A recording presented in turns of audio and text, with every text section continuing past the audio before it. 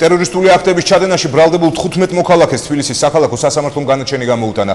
განსაჯელებს ბრალად ედებოდა ჯგუფურად ტერორისტული აქტის მოწყობა, ასევე ცეცხლსასროლი იარაღის საბრძოლო მასალის, ფეთქებადი ნივთიერებებისა და ასაფეთქებელი მოწყობილობის მართლსაწინააღმდეგო შეძენა, შენახვა, დამზადება და გადაზიდვა.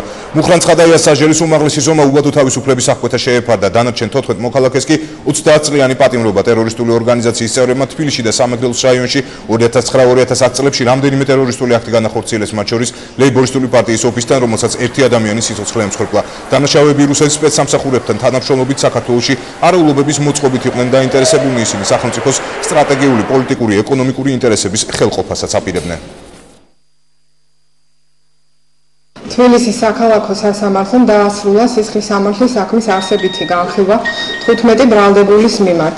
მუხრან ცხადაიას შეეფარდა სასჯელის უმაღლესი ზომა უბადო თავისუფლების აღკვეთა, ხოლო ევგენი ბორისოვს და მელორ ცხადაიას დანაშაულთა ერთობლიობით სასჯელის სახე და ზომად თითოეულს 30 წლის ვადით თავისუფლების აღკვეთა განესაზღვრათ. ყველა დანარჩენს ჯავრდებულს სასჯელის სახით განესაზღვრათ თავისუფლების აღკვეთა.